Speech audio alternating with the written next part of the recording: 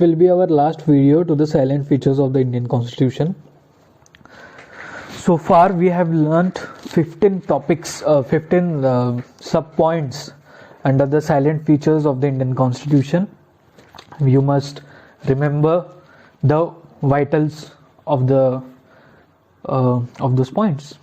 Just for summarizing, first, Indian Constitution is the lengthiest and the written one, and the written one. So the first point you will be making will be that constitutions can be divided into written and unwritten ones. Unwritten constitution is example, the British Constitution. Written constitution is example, the American Constitution. Then second point, why India's is such a lengthiest constitution, following three main factors: the geographical factors, the historical factors, and since we have only one constitution, it must be detailed in nature for escaping or eliminating all the misinterpretations coming with it. Then the other point we went for was constitution, the provisions drawn from various sources. So first point, quote Dr. Ambedkar. He proudly said that Indian Constitution has been made after ransacking all the constitutions of the world, or all the constitutions of the major countries in the world. Then the other point will be, we have taken the philosophical aspects in the Indian Constitution from the Irish and the American constitutions of DPSPs and fundamental rights respectively. The political aspects being taken from the British Constitution. And the last point will be, we have the other sources of the constitution, other sources from we have drawn the provisions will be that of the Russian Constitution, the South African Constitution, the Canadian, the Japanese Constitution, etc. Then the other point was rigidity and flexibility. Whenever these words strikes your mind, you have to understand that you have to remember Article 368. Article 368 signifies the amendments to the Constitution. The British Parliament, the British Constitution is flexible in nature. It helps the parliamentarians to amend their constitution very easily, unlike the American ones, which is highly rigid in nature. But Indian is rigid and flexible both in nature. Article 368 signifies for simple majority, for special majority, and ratification by more than 50% of the states, and third by special majority. Whatever I am saying will only make sense only when you have gone through the previous videos. Those jargons, those shortcuts, you might be understanding only when you have went through the previous videos. So be aware of that. Then we learnt about the federal system with a unitary bias. Now, federal system with a unitary bias, what does it mean? The Indian Constitution is federal in its form, but it has a unitary spirit in it. We have federal feature like dual government, but we have unitary features like all India services, like single citizenship, single constitution. So here you can quote this thing. Then we have learnt about the parliamentary form of government, where we can understand that the British Parliament is sovereign in nature, but its elected head is monarchical in nature. But for India, we don't have the sovereign parliament in India, but we have an elected head named as the President of India. Then about the synthesis of parliamentary sovereignty and judicial supremacy. Judicial supremacy can be aligned to that of the American Constitution, where the Supreme Court is very, very strong. And when it comes to Britishers, they have sovereign parliament. We do not have a sovereign parliament, but the judicial review, the provision of judicial review we have for the apex court of the judiciary, that is the Supreme Court, is narrower in nature to that of the American Constitution. Here the Supreme Court can declare any law as void, any law as void passed by the parliament on the basis of few points, while the parliament can amend a major part of the constitution. So this is how it goes. Then there is an independent and integrated judiciary. The Supreme Court is at the apex of the judicial system, followed by the high courts and then the subordinate courts under those. The Supreme Court is the guarantor of the fundamental rights to the Indian citizens and to the residents of India. For ensuring the independence of this structure, this judicial structure, after measures have been taken, those measures you can go watch the previous videos and get idea of it. Then part 3 of the Indian Constitution holds the major part, the fundamental rights, which signifies the political democracy, which gives the political democracy to its residents, to its citizens. There are 6 fundamental rights: right to equality, right to freedom, right against exploitation, right to religion, cultural and minority rights or cultural and educational rights, and right to constitutional remedy. Fundamental rights, remember, they are not sacrosanct in nature and they can be amended, and they are also not absolute in nature. Part 4 of the Indian Constitution signifies the directive principles of state policies. We have taken it from the Irish Constitution. Dr. Ambedkar said that it is a very vital feature of the Indian Constitution. Directive principles of state policies provide socio-economic and socio-political democracy to India and its citizens. DPSPs are those principles the state can learn for governing the state, but they are not enforceable in nature, unlike the fundamental rights. Then the fundamental duties. The point of fundamental duties will be taken now in this lecture.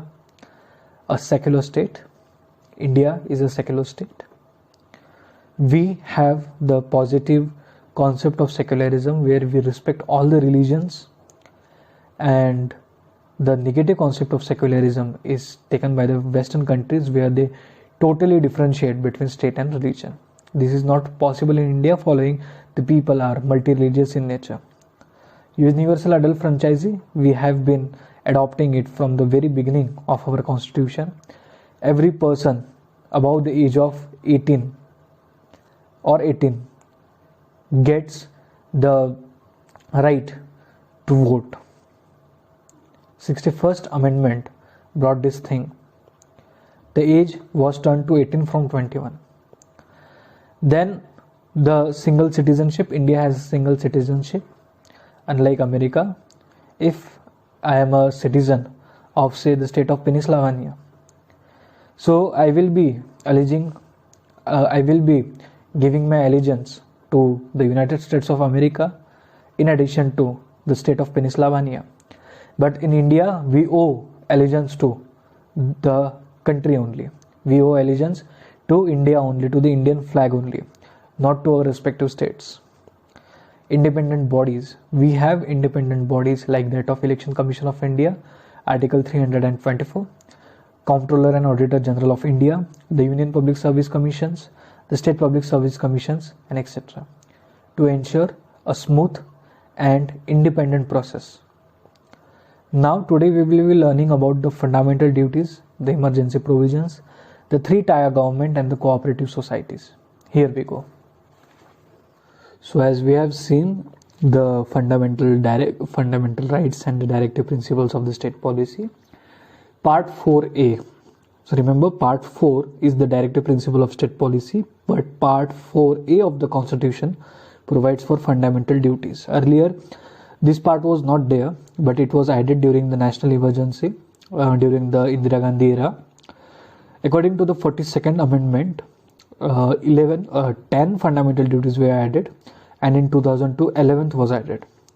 So these fundamental duties are there to recall and to explain the Indian citizens that along with rights you have duties as well, like respecting your national anthem, national flag, your constitution, preserving your culture and heritage, and so on.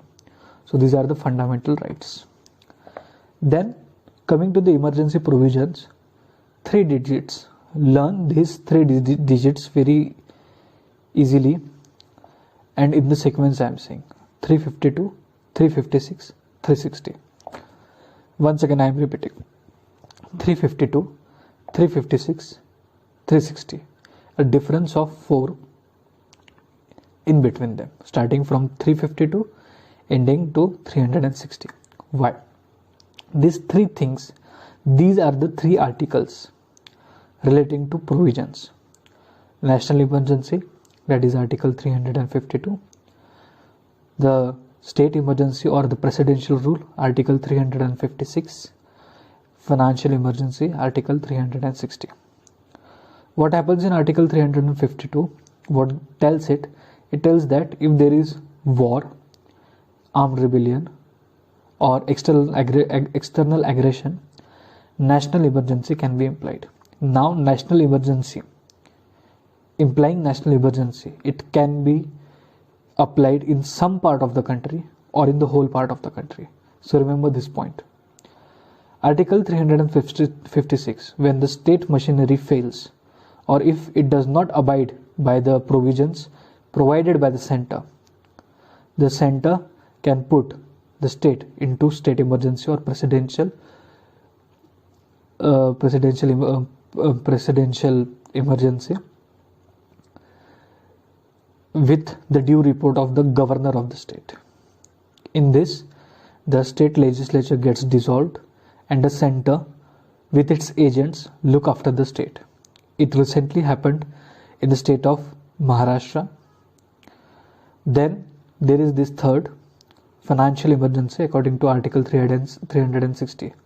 If India's wallet or purse is facing a lot of financial crisis, article 360 can be implied. But to be noted, till date no financial emergency has been imposed in India. State emergencies have been imposed in India a lot of times. National emergency has been imposed in India only once, and financial emergency has not been implied ever in India till date. Then the 3-tier government. So this is an absolute unique feature of the Indian Constitution, that is the 3-tier government. Countries see dual polity. We too had dual polity, dual set of government. But in addition to that, the 73rd and 74th Amendment came into being, and it set for the 3-tier government: the center, the state, and the urban and the rural bodies. 73rd Amendment gave recognition to rural bodies, that of panchayats, and the 74th Amendment gave recognition to the urban bodies of municipalities. So it helps to govern the big populous nation of India very aptly. Then there is this new point of cooperative societies. So according to the amendment done 2011, so according to the 97th Amendment done in the year 2011, the formation of cooperative societies was made a fundamental right under the Article 19. Moreover, a new DPSP has been added with concern to cooperatives, the cooperative societies. So this was all for the salient features of the Constitution. There are some criticisms to the salient features of the Constitution which we will be dealing later on.